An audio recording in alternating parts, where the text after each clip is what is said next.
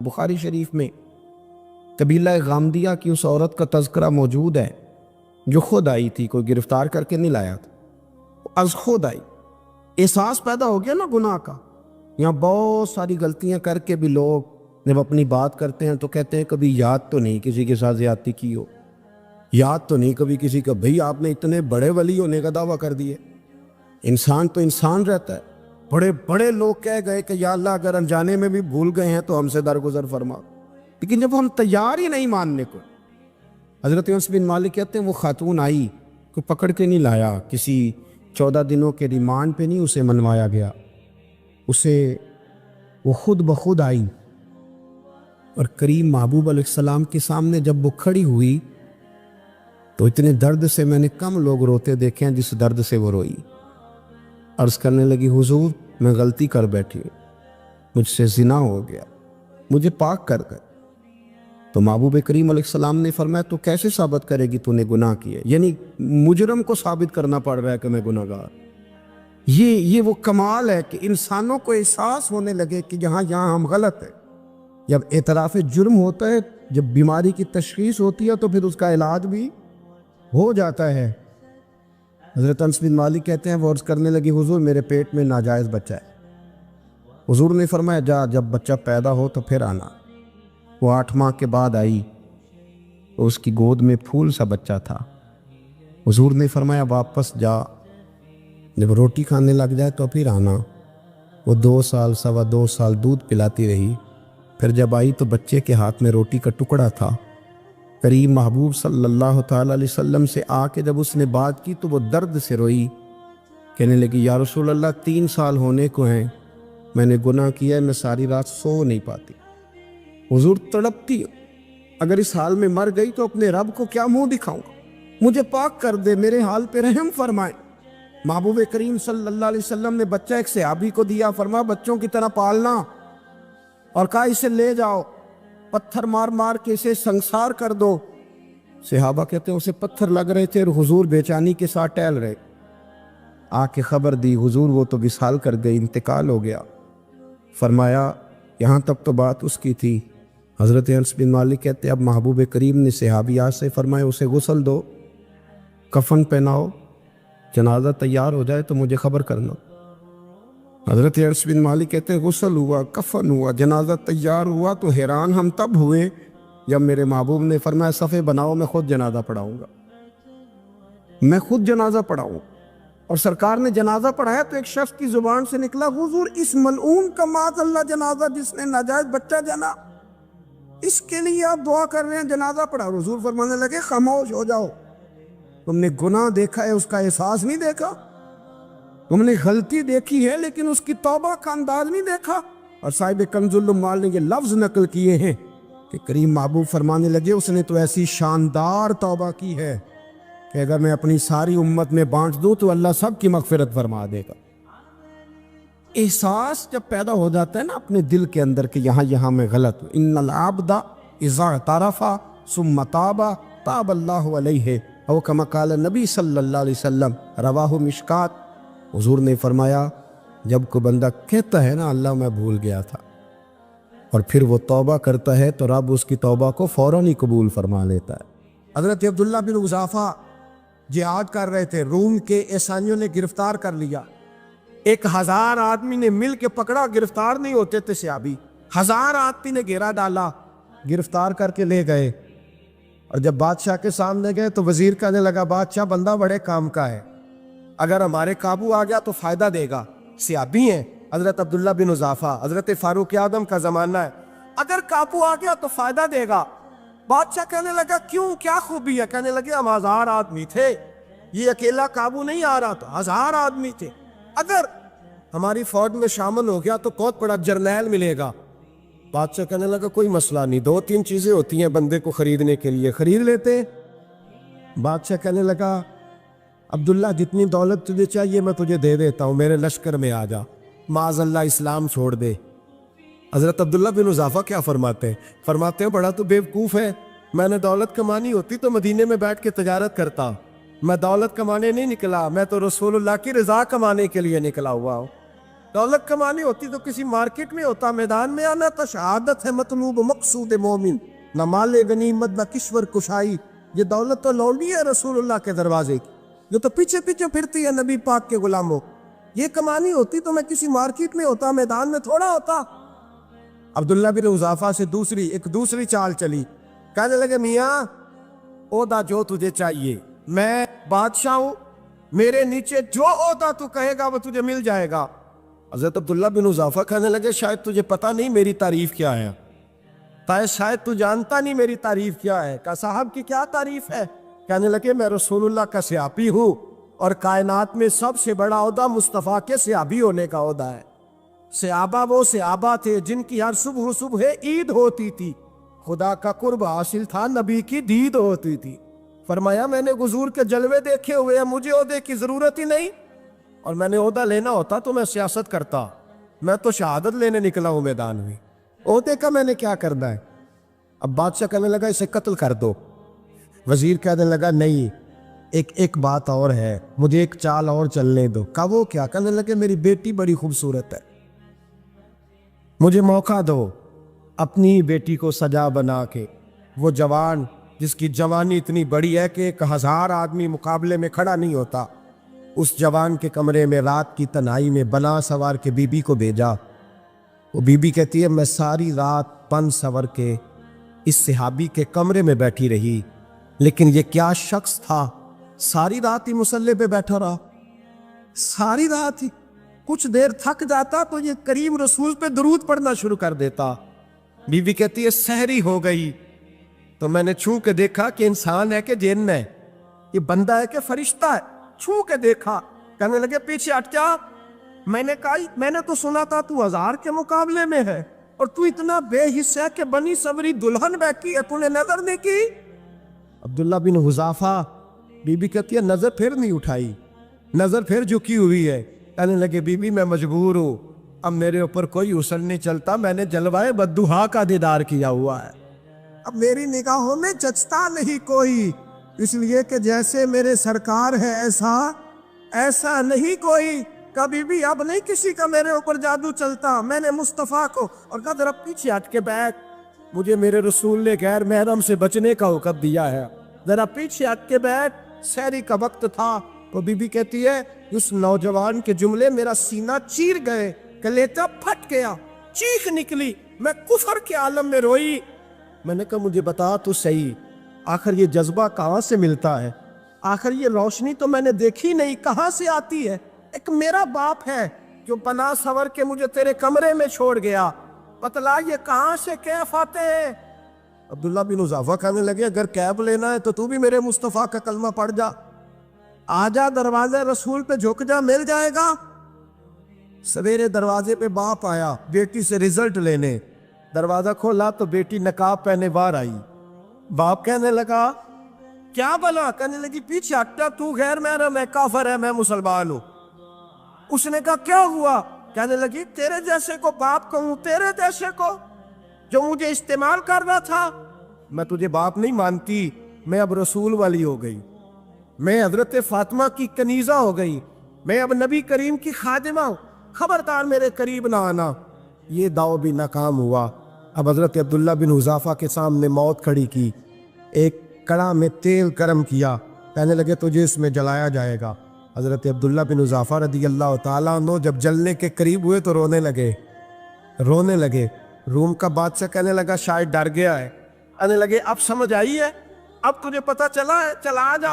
حضرت عبداللہ بن حذافہ کہنے لگے تو کافر ہے، تیری کافروں والی سوچ ہے، اس لیے نہیں رویا کہ موت سے ڈر گیا ہوں، میں تو اس لیے رویا ہوں کہ ایک جان ہے وہ نبی پاک پہ قربان ہو رہی ہے، کاش رب مجھے 1000 جان دیتا، میں ساری مصطفیٰ پہ قربان کر دیتا۔ ایک سنار نے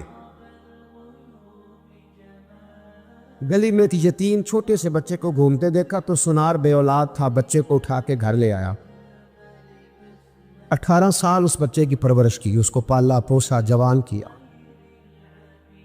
سنار کے پاس وہ دکان پہ چلا جاتا، وہ کئی دفعہ دکان پہ رہتا، کئی دفعہ گھر میں رہتا۔ ایک دفعہ وہ دکان پہ تھا، بچہ گھر تھا، 18 سال کا جوان، اس کی بیوی اکیلی تھی۔ وہ جس نے ماں بن کے پالا تھا اس نے اسی پہ حملہ کر دیا، اس کا بازو بری نیت سے تھاما۔ بیوی چیخی، تھوڑی دیر گزری تو وہ نوجوان پیروں میں بیٹھ گیا، کہنے لگا اماں پتہ نہیں مجھے کیا ہوا۔ شام کو سنار آیا، بیوی چیخنے لگی، چلانے لگی، کہنے لگی آج عجیب بات ہوئی، جس کو میں نے جگر کا خون دے دے کے پالا اسی نے گندی نظر ڈالی۔ سنار محو حیرت ہے، بیوی کا خیال تھا کہ لات اٹھائے گا، ڈنڈا اٹھائے گا، نوجوان کو مارے گا، لیکن وہ رونے لگ گیا۔ اس نے کہا آج اس نے میرا بازو تھاما ہے، جانے کیا کیا ہے۔ پریشان ہونے لگ گیا، سجدے میں گر گیا، کہ تو بتاتا کیوں نہیں؟ تو وہ سنار کہنے لگا اس کی غلطی نہیں، 18 سال کے بعد آج مجھ پر بھی شیطان سوار ہوا تھا۔ ایک عورت آئی تھی، وہ اپنے بازوؤں میں چوڑیاں پہننا چاہتی تھی تو میں نے بھی گندی نظر سے ہاتھ ڈالا تھا، رب کریم نے مجھے فوراً اس کی سزا دی۔ جن کے گھروں میں بیٹیاں ہوتی ہیں ان کی نظریں گندی نہیں ہوتی، جو بیٹیوں کے باپ ہوتے ہیں، جو بہنوں کے بھائی ہوتے ہیں، ان کی نظریں گندی۔ اور اگر تو ٹیلی فون کرتا ہے، تو کسی عورت کے ساتھ تعلق رکھتا ہے تو یہ بات لکھ لے، امام فخر الدین رازی 1، علامہ اسماعیل حقی 2، ملا جلال الدین رومی 3، امام خازن 4، امام جلال الدین سیوطی 5 حدیث کے استاد اور محدث لکھتے ہیں کہ اگر تو کسی پر گندی نظر ڈالے گا تو تیرا گھر بچ سکتا، یاد رکھ نہیں بچے، اس لیے کہ تیری نظر ہے، کسی کی بیٹی کو بیٹی سمجھ تاکہ تیری بچی کا پردہ قائم رہے، کسی کی بہن کو، یہ کیا بات ہوئی کہ تو جتنا مرضی گند معاشرے میں پھیلاتا رہے تیرا گھر بچا رہے، یہ کیسے ہو سکتا ہے؟ فَإِنَّ لَهُ مَعِيشَةً ضَنكًا، اللہ فرماتے ہیں زندگی تنگ ہو جائے گی تیرے لیے مشکل، تو ڈھونڈتا پھرے گا کہ میں مرنے کو جگہ تلاش کروں۔ سچی توبہ کرے، کھری توبہ۔ یہ گناہ انسان کو مجبور کر دیتے۔ حضرت عبداللہ بن مبارک رحمۃ اللہ تعالیٰ علیہ، ان کے سینکڑوں شاگرد تھے، ایک شاگرد کے انتقال کا وقت آیا تو گھر گئے ملنے۔ آپ کہتے ہیں میں نے زور لگا لیا پر اس کی زبان پر کلمہ جاری نہیں ہوا۔ میں اسے کہتا کلمہ پڑھ پر اس کی زبان پر جاری۔ اللہ اکبر، بہت بڑی نعمت ہے، دعا فرمائیں اللہ ایمان کی موت عطا فرما، ایمان کی موت دے اللہ کریم، ایمان کی موت دے۔ ایسے بھی لوگ دیکھیں ہیں، مسجد نبوی ہے، رسول اللہ کا شہر ہے، سر سجدے میں ہے، روح پرواز کر گئی، روح پر کتنا نصیبوں والا ہے، کتنا نصیبوں والا کہ مسجد نبی میں سر سجدے میں رکھا ہے، اور اللہ تبارک و تعالیٰ نے محبوب کے قدموں میں موت عطا فرمائی۔ تو حضرت عبداللہ بن مبارک کہتے ہیں میں نے اس کو کہا کلمہ پڑھ تو اس کی زبان پہ جاری نہیں ہوتا، میں بار بار کہتا تو وہ منت کرتا، کہتا حضور میں کوشش کرتا ہوں جاری نہیں ہوتا۔ فرماتے میں پریشان ہو کے اٹھا، ابھی میں دروازے پہ پہنچا تھا اس نے چیخ ماری اور روح پرواز کر گئی۔ بچے رونے لگے، بیوی رونے لگی، تو میں نے اس کی بیوی سے کہا کہ یہ جرم کیا کرتا، اتنا بڑا پاپی پہ کلمہ جاری نہیں ہوا۔ اس کی زوجہ کہنے لگی حضرت جی 2 گناہ تھے اس کے، ایک تو یہ شراب کا عادی تھا، روکتی تھی باز نہیں آتا تھا، اور دوسری بات یہ کہ یہ اپنی اماں کا نافرمان تھا، وہ 2 گلیاں چھوڑ کے رہتی ہے، یہ کبھی ملنے نہیں گیا تھا، اس بوڑھی کا کلیجہ اس کی طرف سے بڑی تکلیف میں تھا۔ حضرت عبداللہ بن مبارک کہنے لگے جا تو بھی دعا کر، اس کی ماں کو بھی کہہ دعا کرے کہ یہاں تو یہ کلمہ نہیں اسے نصیب ہوا، اللہ کرے اللہ آخرت کی منزلیں اس کی بہتر فرما دے۔ حضور صلی اللہ علیہ وسلم کے پاس ایک مہمان آ گئے رات کے وقت میں، جب وہ آئے تو حضور نے پوچھا کھانا کھانا ہے؟ تم نے کہا کھانا ہے۔ جھوٹ اور بھوک کو جمع کرنا منع ہے، کہا جی کھانا ہے۔ تو حضور صلی اللہ علیہ وسلم نے فرمایا ازواج مطہرات کے گھروں میں پتہ کرو کچھ ہے۔ حضرت ام سلمہ کے گھر میں پتہ کیا تو کہا یا رسول اللہ 4 دن سے روٹی نہیں پکی۔ حضرت زینب سے پوچھا تو کہا حضور کئی دن سے چولہا ہی نہیں جلایا۔ حضرت عائشہ صدیقہ، حضرت میمونہ، حضرت سودا، تمام گھروں سے بظاہر یہ 2 جہاں کے شاہ ہیں پر پاس کچھ رکھتے نہیں، 2 جہاں کی نعمتیں ہیں ان کے خالی ہاتھ میں، ہر چیز ہے پر فقر اختیاری ہے، کوئی شے نہ ملی۔ نبی پاک صلی اللہ علیہ وسلم نے مسجد میں اعلان کیا، فرمایا کون ہے جو میرے مہمان کو روٹی کھلائے؟ ان لفظوں کا حسن کوئی حسن والا ہی سمجھ سکتا ہے۔ فرمایا کون ہے جو میرے مہمان کو کھانا کھلائے؟ تو ایک صحابی لے گئے اور اٹھے، وہ صحابی جو صحابہ میں غریب تھے، ایک انصاری جو غریب آدمی تھے، بہت زیادہ امیر آدمی اللہ کی راہ میں خرچ نہیں کر پاتا، اس کے لیے مشکل ہو جاتا ہے۔ اس کے لیے بہت امیر آدمی جو ہوتا ہے نا، وہ جتنا زیادہ امیر ہوتا ہے نا، اتنی دیوار اس کے گرد کھڑی ہو جاتی ہے پیسوں کی، مشکل ہو جاتا ہے اس کے لیے۔ غریب آدمی کھڑے ہوئے، اگرچہ میرے محبوب کے غلاموں میں جو بڑے امیر تھے وہ بھی خرچ کرنے میں بڑے آگے تھے، حضرت عثمان غنی رضی اللہ تعالیٰ عنہ، حضرت عبد الرحمن ابن عوف، حضرت ابو بکر صدیق رضی اللہ۔ لیکن یہ غریب آدمی کا حضور میں لے جاؤں گا، میں لے کے جاؤں، اور یہ بخاری مسلم ہے، حضور نے فرمایا لے جاؤ۔ وہ اب سے آپ بھی گھر لے گئے اور بیوی سے مشورہ کیا، بات پہ غور کرنا، ہر چیز کی بھوک دیکھی جا سکتی ہے، بچوں کی نہیں دیکھی جا سکتی۔ وہ انصاری حضور کے مہمان کو گھر لے گئے، جا کے بیوی سے مشورہ کیا، کہا بھلی مانس گھر میں کچھ ہے؟ تو اس نے کہا تھوڑا سا بچوں کے لیے کھانا رکھا ہے، بچوں کے لیے۔ بچے تو بزدل کر دیتے ہیں، بچے تو آدمی کو بزدل کر دیتے ہیں، بچے تو مار دیتے ہیں، کلیجہ پھٹ جاتا ہے بچہ بھوکا ہو تو، نیند نہیں آتی۔ اب صحابی اپنی بیوی سے کیا کہتے ہیں؟ کہتے ہیں بچوں کو بہلا کے سلا دے، اور رسول اللہ کے لیے نہیں، رسول اللہ کے مہمان کے لیے، بھائی نبی پاک کے لیے نہیں، حضور کے تجھ سے در در سے سگ اور سگ سے ہے مجھ کو نسبت، میری گردن میں بھی ہے دور کا پٹکا تیرا، تجھ سے در در سے سگ سگ سے ہے مجھ کو نسبت۔ لمبی بات ہے کہ بچوں کو سلا دو۔ بی بی نے بچوں کو سلا دیا تو میاں بیوی کا مشورہ ہوا کہ مہمان کے ساتھ بیٹھ کے روٹی کھانا بھی سنت ہے۔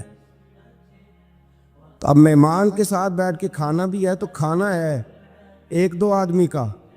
اب خاوند اپنی بیوی کو تیار کرتا ہے کہ میں بھی کھانے پہ بیٹھ جاؤں گا، تو بھی بیٹھ جانا، اور جب مہمان کھانے میں ہاتھ ڈال لے تو اٹھنا، کہنا او ہو دیا تو صحیح کیا ہی نہیں، ابھی بجھ جائے گا، اور جا کے دیا بجھا دینا۔ ہم ہاتھ ہلاتے رہیں گے، مہمان روٹی کھاتا رہے گا۔ اور یار اس درد کو، اس کیف کو سمجھو، گھر میں بچے بھی بھوکے، بچوں کی ماں بھی بھوکی، بچوں کا باپ بھی بھوکا، دسترخوان پہ روٹی لگ گئی، روٹیاں چون ڈالیں، بی بی اٹھی کہنے لگی او ہو چراغ تو صحیح کیا ہی نہیں، یہ تو بجھ جائے گا۔ حوصلے مند بی بی جس نے بچے بھوکے سلا دیے، وہ بھوکے سوئے ہوئے بچوں کی بھوکی اماں اٹھی اور اپنے خاوند کی تابے داری میں اٹھی، میں گڈی تے ہتھ ڈور سجن دے، وہ جنج رکھے اونج رہنا ہے، اٹھی اور اس نے نہ دیا ٹھیک کرنے کے بہانے بجھا دیا۔ مہمان روٹی کھاتا رہا اور رسول اللہ کے نوکر قربانی دیتے رہے، وہ روٹی کھا کے سیر ہو کے بستر بچھایا تو سو گیا۔ یہ میاں بیوی ساری رات بچوں کی طرف دیکھتے رہے اور غور کرتے رہے اور راضی رہے کہ ہم نے حضور کا فریضہ نبھایا ہے۔ قربان جاؤں محبوب پہ، بے خبر ہو جو غلاموں سے وہ آقا کیا ہے۔ وہ صحابہ وہ اگر قربانیاں دیتے تھے تو جو اعزاز ملتا تھا وہ بھی بڑا شان والا ہے۔ صحابی کہتے ہیں میں فجر کی نماز پڑھنے مسجد آیا، پہلا قدم رکھا تو میرے کریم بولے، حضور نے فرمایا رات جو تو نے اور تیری بیوی نے عمل کیا ہے خدا کو بھی بڑا پسند آیا ہے، محمد مصطفیٰ کو بھی بڑا پسند ہے۔ اور پھر ایک لفظ اور ہے حدیث میں، ایک روایت میں کچھ جملے اور بھی ہیں۔ حضور نے فرمایا جب تو اور تیری بیوی رات مہمان کے ساتھ احسار کر رہے تھے نا، تو عرش کا مالک تمہیں مسکرا کے دیکھ رہا تھا، رب تمہیں دیکھ کے مسکرا رہا تھا، رب تمہیں دیکھ کے مسکرا، تر بامنی پہ شیخ ہماری نہ جائیے، ہم دامن نچوڑ دیں تو فرشتے وضو کریں، پر میں وہ مسکرا رہا تھا کہ میرے بندے میرے رسول کی رضا کے لیے کیا کر رہے ہیں۔ اور صاحب دیکھو، نبی پاک کے لیے نہیں، خاندان کے لیے نہیں، خاندان نبوت کے لیے نہیں، حضور کے نہ سمجھے یار، اس پہلو کو سمجھے۔ نبی پاک کے بریلی کے امام بول پڑے، فرمانے لگے تجھ سے در سے سگ سے ہے مجھ کو نسبت، تجھ سے در سے سگ کتے کو کہتے ہیں فارسی میں۔ فرماتے محبوب تیرا دروازہ اور دروازے پہ کتا، اور کتے کے پاس میں بیٹھا ہوں، چلو کتے کے پاس تو بیٹھا ہوں نا، میری گردن میں بھی کوئی تو پٹکایا ہی ہے نا، تجھ سے در سے سگ اور سگ سے ہے مجھ کو نسبت، چلو میری گردن میں بھی ہے دور کا پٹکا تیرا۔ قرآن مجید بول اٹھا، رب کریم نے فرمایا حبیب یہ تیرے غلام وہ ہیں کہ وَيُكْسِرُونَ عَلَىٰ أَنفُسِهِمْ وَلَوْ كَانَ بِهِمْ خَصَاصَةٌ، فرمایا ان کا حال یہ ہے کہ جس چیز کی شدید حاجت ہوتی ہے وہ بھی اپنے بھائیوں پہ قربان کر دیتے، وہ دے دیتے ہیں تیرے نام پہ، جب مکے والے مدینے آئے انصار مدینہ تو میرے مصطفیٰ کریم نے فرمایا نہ تمہاری نسلیں ایک ہیں نہ قبیلے ایک ہیں، لیکن تمہارا نبی ایک ہے، تمہارا رسول ایک، خدا ایک، کتاب ایک، تمہارا میری وجہ سے رشتہ ہے۔ چلو اپنے بھائیوں کے ساتھ احسار کرو، چلو احسار کرو۔ اگر کسی کے 2 مکان تھے تو اس نے ایک اس کو دے دیا جو مکے سے آیا تھا، 2 باغ تھے تو ایک دے دیا، کسی کے پاس ایک تھا تو آدھا بانٹ کے دے دیا، ہر چیز تقسیم کر دی۔ حالات بدل جاتے ہیں، حالات بدل جاتے ہیں۔ تلک الایام نداولها بین الناس، اللہ لوگوں کے درمیان دن بدل دیتا ہے، حالات بدل گئے۔ بڑا مال غنیمت آیا، بنو نذیر کا علاقہ فتح ہوا تو میرے رسول پاک صلی اللہ تعالیٰ علیہ وسلم نے انصار مدینہ کو اکٹھا کیا، فرمایا بھئی مال اب بڑا آ گیا ہے۔ 2 باتیں، یہاں تو اس طرح کرتے ہیں کہ میں ان کو کہتا ہوں جو مکے سے آئے تھے کہ جتنی تمہاری جائیدادیں باغ انہوں نے لیے ہیں واپس کر دیتے ہیں تمہیں، اور جو مال آیا ہے وہ بھی تم میں سے آدھا آدھا دونوں کے درمیان بانٹ دیتے ہیں، یا جیسے تمہارا دل چاہے، تمہارے مال بھی واپس کرتے ہیں اور جو وہاں سے مال آیا وہ تمہارے بیچ بانٹ دیتے ہیں، یا اگر تم کہو تو یہ مال ان کو دے دیتے ہیں مہاجرین کو، تمہیں تمہارے مال واپس مل جاتے۔ حضور نے پوچھا انصار مدینہ سے، حضرت سعد بن معاذ، سعد بن عبادہ تڑپ کے کھڑے ہوئے، عرض کی محبوبہ میں تو ابو بکر کو جانتا ہی نہیں تھا، حضور مجھے کیا پتا عمر کون ہے، میں کیا جانوں عثمان غنی مولا علی کی عظمتوں کو، محبوبہ میں نے تو تجھے ان کی طرف مسکرا کے دیکھتے ہوئے دیکھا ہے، تیرا جلوہ دیکھا ہے، تجھ سے در در سے ساگ ساگ سے ہے مجھ کو نسبت، یا رسول اللہ صلی اللہ علیہ وسلم ہم سے مشورہ نہ کریں، آپ اس طرح کریں جو جائیدادیں ہم نے انہیں دی ہیں وہ بھی ان کے پاس رہنے دیں، اور جو مال آیا ہے وہ بھی ان میں تقسیم کر دیں، اس لیے کہ ہمیں تو بس اتنا پتہ ہے کہ یہ آپ کے غلام ہیں، آپ کے نوکر ہیں، ہمیں اس سے زیادہ کسی چیز کے کوئی غرض، بس آپ کے غلام ہیں، بات ختم ہو گئی۔ حضور خاموش ہو گئے۔ صحابہ کہتے ہیں دیر کے بعد ہم نے کہا فیصلہ ہونا چاہیے، فیصلہ پتہ کیا ہوا؟ حضور نے ہاتھ اٹھائے، کہا اے اللہ میرے مدینے والوں پہ رحم فرما، اے اللہ میرے انصار پہ رحم فرما، اللہ ان کے جذبے قبول فرما۔ بھائی اظہار والی زندگی، وہ کیا بات ہوئی کہ میں نے بڑی قربانی دی ہے، اور جب تک تو قربانی نہیں دیتا تو قدر والا نہیں ہوتا۔ جو چیز قربانی سے حاصل ہوتی ہے اس کی قدر ہوتی ہے، جو چیز مفت میں آ جاتی ہے اس کی کوئی قدر نہیں ہوتی، کوئی قدر نہیں۔ میں اکثر سوچتا ہوں کہ حضرت خواجہ اجمیری کے خلیفے اجمیر میں بھی تو ہونے چاہیے تھے نا، لیکن ان کے خلیفے اجمیر میں نہیں ہوئے، دلی میں ہوئے۔ تو میں سوچتا ہوں دلی والوں کے خلیفے دلی میں ہونے چاہیے، لیکن دلی میں نہیں ہوئے، پاک پتن میں ہوئے، تو پاک پتن والوں کے یہاں ہو جاتے، اس لیے کہ قربانی جو دیتا ہے نا، جو دور سے چل کے آتا ہے وہ قربانی کرتا ہے، قربانی دیتا ہے، اس کو قدر زیادہ ہوتی ہے۔ ہم نے کسی شے کے لیے کبھی قربانی نہیں دی، نہ دین کے لیے، نہ قرآن کے لیے، نہ مسجد کے لیے، نہ شیخ کے لیے، نہ طریقت کے لیے، قربانی تو ہے ہی نہیں۔ تو جو شے مفت ملتی ہے اس کا نہ مزہ آتا ہے نہ قدر ہوتی ہے۔ جو چیز قربانی کر کے لیتے ہو نا، قربانی کر کے، اس کی قدر ہوتی ہے۔ کسی لیے کہا تھا کسی درویش نے، اس نے کہا تھا قدر نبیدہ ایک کی جانن دنیا دار کمینے، قدر نبیدہ جانن والے سو گئے وچ مدینے۔ ان سے پوچھو نا، ان سے پوچھو ان حضرات کو کتنی قدر تھی۔ قربانی اپنی زندگی میں دینا سیکھیں۔ ایک ہوتی ہے بندے کی ذاتی خواہش، اس کو کچلنا بڑا مشکل ہوتا ہے۔ قربانی بڑی ضروری چیز کا نام ہے، اور جو قربانی دینا سیکھ جاتا ہے وہ بچ جاتا ہے۔ کتیا 6 بچے جنم دیتی ہے لیکن قربانی نہیں نہ دیتی بچوں کی، تو ریوڑ نہیں بنتے، اجڑ نہیں بنتے۔ بکری 2 بچے پیدا کرتی ہے اور سال کے بعد ہزاروں بچوں، لاکھوں بچوں کی قربانی دیتی ہے، پر پھر بھی جدھر جاؤ بکرے ہی بکرے نظر آتے ہیں۔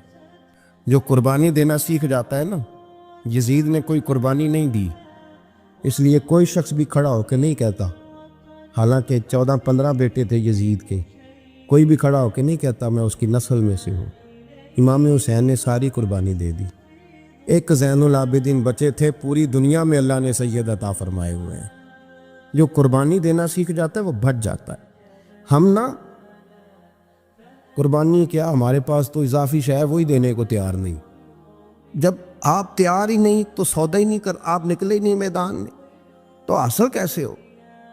حصول تو تب ہوگا نا جب آپ کوئی انویسٹمنٹ کریں گے.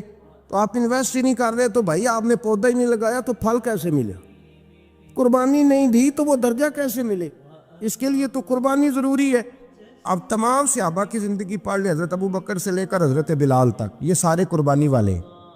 آپ تمام اولیاء کی صفت پڑھ لیں، حضرت غوث اعظم، جیلانی، داتا علی اجویری، خواجہ معین الدین، یہ سب قربانی والے لوگ ہیں.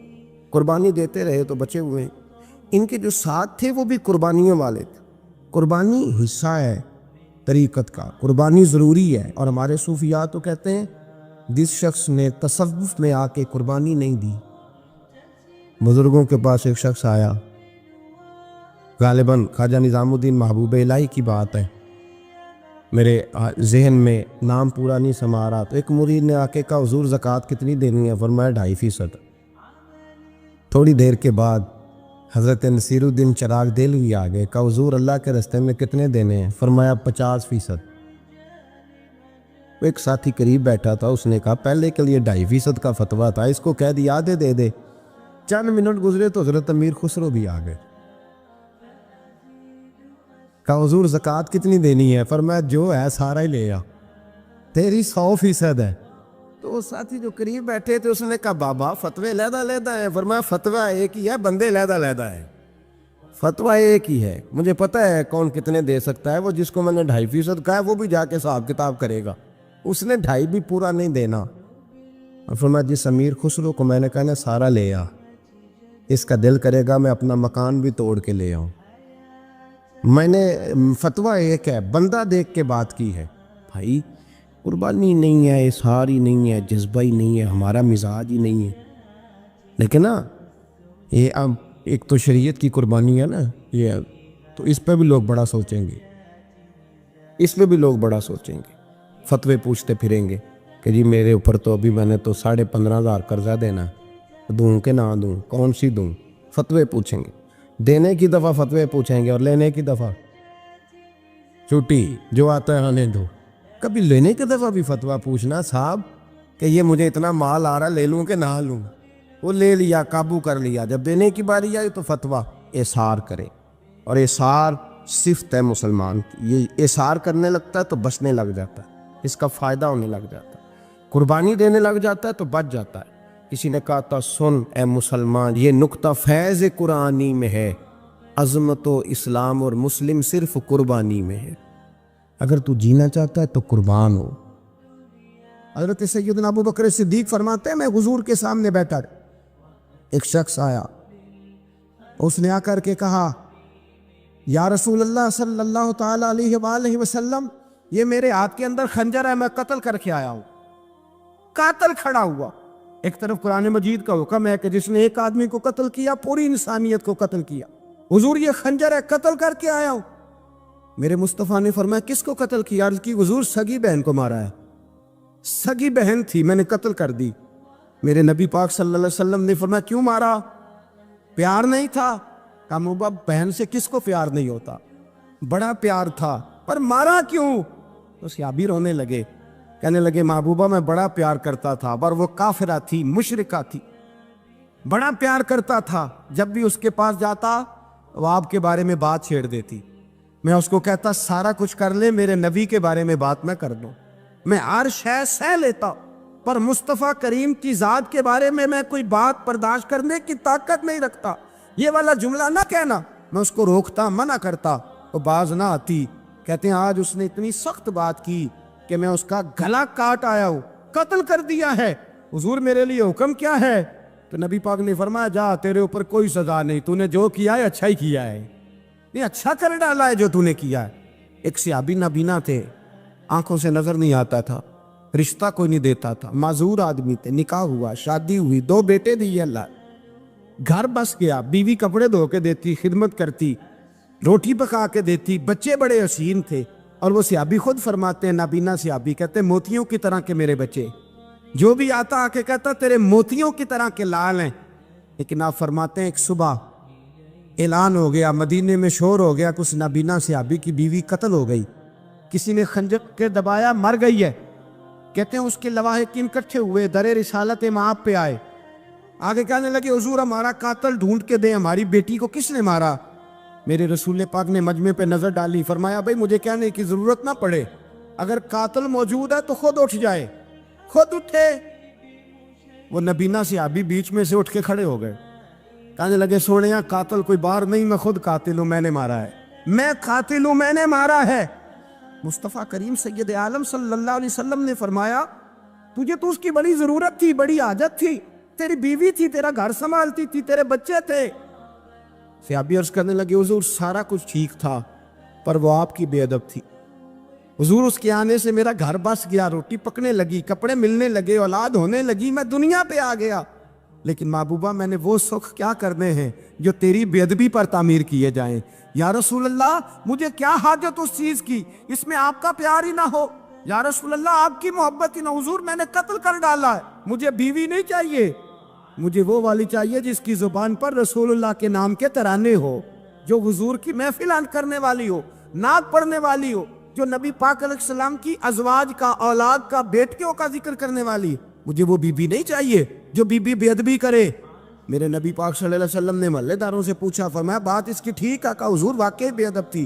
نبی پاک نے فرمایا اٹھو پھر چلے جاؤ، اس نے انسان نہیں مارا، اس نے گستاخ رسول کو مارا ہے، اس نے ایک گستاخ رسول کو مارا ہے۔ بھائی یاد رکھے نبی پاک کا پیار ایمان کا حصہ ہے، اس میں کوئی کمپرومائز نہیں۔ حضرت ابو عبادہ بن جراح نے میدان کے اندر اپنے باپ کو قتل کیا، باپ کو مارا۔ حضور سید عالم صلی اللہ علیہ وسلم نے کہا ابو عبادہ تو نے باپ ہی مار دیا ہے؟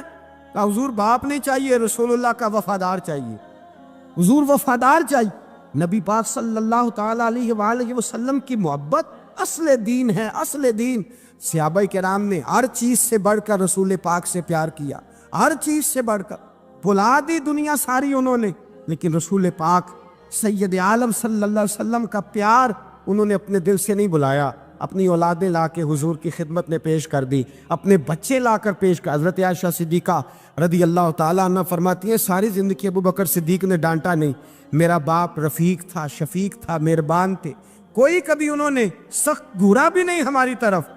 لیکن کہتی ہے ایک دن میں حضور کے ساتھ گفتگو کر رہی تھی، بچی تھی، میری آواز ذرا بلند ہوئی تو کہتے ہیں جناب ابو بکر صدیق رضی اللہ تعالیٰ عنہ باہر سے دوڑے آئے، اندر آئے، حضرت ابو بکر نے تھپڑ اٹھایا، میرے منہ پہ مارنے لگے، حضور آگے بڑھے، بچایا۔ میں نے کہا ابا جی آپ نے تو گھورا بھی کبھی نہیں، یہ کیا ہوا؟ حضرت جناب عائشہ صدیقہ کہتے ہیں ابو بکر صدیق رو پڑے، کہنے لگے عائشہ میرے اوپر سے پہاڑ بھی گزر جائیں تو مجھے تکلیف نہیں ہوتی، اور میرے مصطفیٰ کے سامنے کوئی اونچا بولے بھی تو میرا دل ٹوٹ جاتا ہے۔ خبردار، حضور سید عالم، حضرت عمر کا زمانہ تھا، کچھ لوگ آئے کہیں اور کے رہنے والے، مسجد نبی میں اونچی آواز میں بولنے لگے، اونچی آواز میں باتیں کرنے لگے۔ حضرت عمر نے بلایا، فرمایا ادھر آؤ، کون ہو، کہاں سے آئے ہو؟ کہنے لگے کوئی شام کا ہے، کوئی کسی ملک کا ہے۔ آپ فرمانے لگے تمہیں پتہ نہیں یہ روضہ رسول ہے؟ تمہیں پتہ نہیں یہ حضور کی مسجد ہے؟ لا ترفعوا اصواتکم فوق صوت النبی، تمہیں خبر نہیں تم کہاں آئے ہو؟ فرمایا اگر تم مدینے کے رہنے والے ہوتے میں تمہیں دروں سے مارتا، تمہیں سزا دیتا۔ تمہیں ادب رسول کا نہیں پتا، تمہیں رسول اللہ صلی اللہ علیہ وسلم کے طریقے کا نہیں پتا۔ نبی پاک صلی اللہ علیہ وسلم کے وجود سے خون نکلا، حضور نے حضرت عبداللہ بن زبیر سے کہا ٹھکانے لگا دو، جاؤ ٹھکانے لگا دو، ایسی جگہ لگاؤ جہاں کسی کی نظر نہ پڑے، خون بہتا ہوا خون حرام ہے، قرآن پاک نے بیان کیا ہے، کہا ٹھکانے لگا دو۔ حضرت عبداللہ بن زبیر باہر نکلے اور حضور کا جو خون تھا وہ پی گئے۔ حضور نے کہا تھا پی لینا، کیا کہا تھا؟ ٹھکانے لگا دو، پی گئے۔ واپس آئے تو مصطفیٰ نے فرمایا کہاں ٹھکانے لگایا؟ کہا یا رسول اللہ ایسی جگہ جہاں کسی کی نظر نہیں پڑے گی، ایسی جگہ جہاں کسی کی نظر نہیں پڑے گی۔ حضور نے فرمایا پی گئے ہو؟ کہا حضور پی گیا ہوں۔ فرمایا جاؤ، نبی کا وعدہ ہے تمہارے وجود کو جہنم کی آگ چھوئے گی بھی نہیں۔ ہم وہ والا پیار کرتے ہیں جو حضور نے کہا ہے۔ حضرت ام ایمن نبی پاک کی دائی تھی، حضور کی رضائی والدہ تھی، سرکار کی طبیعت مبارک علیل ہوئی تو حضور نے نا، ویسے نبی پاک جب پخانہ کرتے تھے نا تو حضرت عائشہ صدیقہ فرماتی ہیں حضور کے پخانے سے کستوری سے بھی زیادہ خوشبو آیا کرتی۔ اور آپ حضرت انس بن مالک فرماتے ہیں حضور کھیتوں میں پخانے کے لیے جاتے، میں ساتھ جاتا، جہاں نبی پاک صلی اللہ علیہ وسلم پخانہ کرتے میں وہاں جا کے دیکھتا تو کوئی شے نہ ہوتی، میں کہتا حضور کہاں گیا؟ اللہ کے رسول فرماتے جب میں پخانہ کرتا ہوں تو زمین کھل جاتی ہے، میرا پخانہ اندر سمو لیتی ہے۔ حضور کے پخانے اور پیشاب سے کستوری کی خوشبو آتی تھی، کستوری کی خوشبو آتی تھی۔ حضرت ام ایمن رضی اللہ تعالی عنہ کہتی ہیں حضور نے پیشاب کیا، طبیعت مبارک قلیل تھی تو لکڑی کے ایک برتن میں حضور نے پیشاب کیا اور کہا اماں جی اس کو باہر رکھا ہے، کہیں باہر ٹھکانے لگائیں۔ حضرت ام ایمن کہتی ہے میں نے اسے ہاتھ لگایا تو میرے وجود سے بھی خوشبو آنے لگی، میرا جسم مہکنے لگا۔ حضرت ام ایمن کہتی ہے میں باہر جا کے نکال کے دکھاؤ کسی حدیث سے کہ رسول پاک نے فرمایا ہو میرا پخانہ پی جانا۔ حضرت ام ایمن باہر گئیں، نبی پاک کا پیشاب مبارک پی گئیں، واپس آئیں تو حضور نے فرمایا اماں کہاں رکھا ہے؟ کہنے لگی محبوبہ وہاں رکھا ہے، کسی کی نظر نہیں پڑے گی۔ حضور نے فرمایا پی گئی ہو؟ کہا حضور پی گئی ہوں۔ فرمایا جاؤ میرا وعدہ ہے قیامت تک تمہیں پیٹ کی بیماری کوئی نہیں لگے گی، جب تک زندہ رہو گی پیٹ کی بیماری۔ حضور نے کہا تھا کہ پی جاؤ نا۔ بھائی یاد رکھیں رسول اللہ صلی اللہ علیہ وسلم کے صحابہ جو حضور کی تعظیم کرتے ہیں تو اس کا حکم نہیں دیا نبی پاک، لیکن وہ جانتے جب تعظیم کی باری آئے تو جو بھی کام تعظیم کا ہوگا، جو کام بھی عزت کا ہوگا وہ عزت دی جائے گی۔ ایک صحابی حضور علیہ السلام کی گھوڑے کو کجاوا بالا کرتے تھے، کاٹھی ڈالتے تھے۔ حضور نے کہیں نہیں کہا کہ وضو کر کے ڈالنا، غسل کر کے ڈالنا، کہیں نہیں کہا۔ رسول پاک صلی اللہ علیہ وسلم رات کو کہہ دیتے کہ صبح جانا ہے تو گھوڑا تیار کر دینا، اونٹ تیار کر دینا۔ ایک دن اللہ کے محبوب سویرے اٹھے، گھوڑا تیار تھا، حضور بیٹھے تشریف لے گئے۔ جب تشریف لے گئے نبی پاک صلی اللہ علیہ وسلم تو حضور واپس آئے تو بلایا، ان سے صحابی کا نام تھا حضرت اسلم بن شریک، ان کو بلا کے حضور نے فرمایا یار آج کجاوا تو نے نہیں باندھا۔ وہ رونے لگے، کہنے لگے محبوبہ اس کا مطلب ہے میرا باندھنا آپ کو پسند آتا ہے، اس کا مطلب ہے میری خدمت قبول ہے۔ فرمایا تو نے نہیں باندھا؟ یا رسول اللہ نہیں۔ فرمایا کیوں نہیں باندھا؟ کیا جواب ہے، کیا حسن ہے۔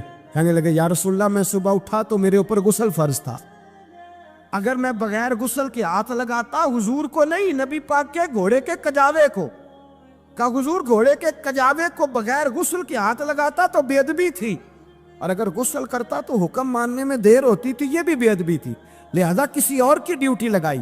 صحابہ نے حضور کی وہ تعظیم کی جس کا حضور نے حکم نہیں دیا تھا نبی پاک نے کہ یہ والی تعظیم کرو۔ ایک دن حضرت عمر فاروق جناب ابو بکر صدیق سے ملنے آئے، کہنے لگے ابو بکر ایک کام سے آیا ہوں۔ کہا عمر کہو۔ امیر المومنین کے پاس آئے جناب عمر، ایک کام سے آیا ہوں۔ کہیے۔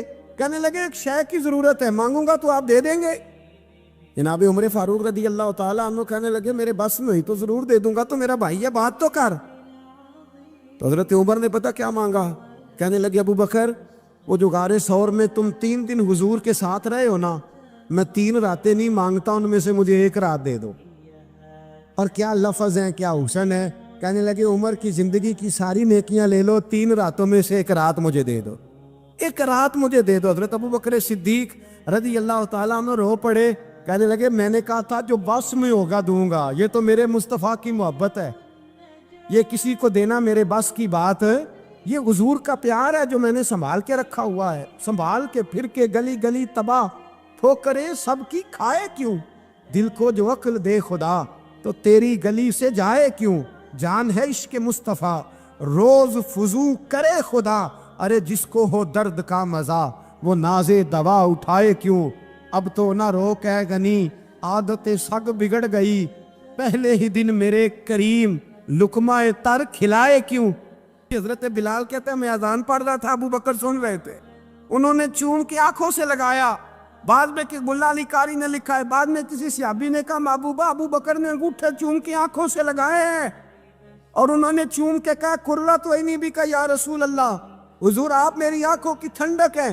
میرے مصطفیٰ نے فرمایا جو میرے ابو بکر کی طرح کرے گا اس کی آنکھوں میں کبھی تکلیف نہیں ہوگی، اس کی آنکھوں میں کبھی تکلیف۔ حضور آپ نے تو حکم ہی نہیں دیا، آپ نے تو کہا ہی نہیں یہ کام کرنے کا، آپ نے تو کہا ہی نہیں یہ ذکر کرنے کا۔ میرے رسول کریم سید عالم صلی اللہ تعالی علیہ وسلم کا پیار ایمان کی جان ہے۔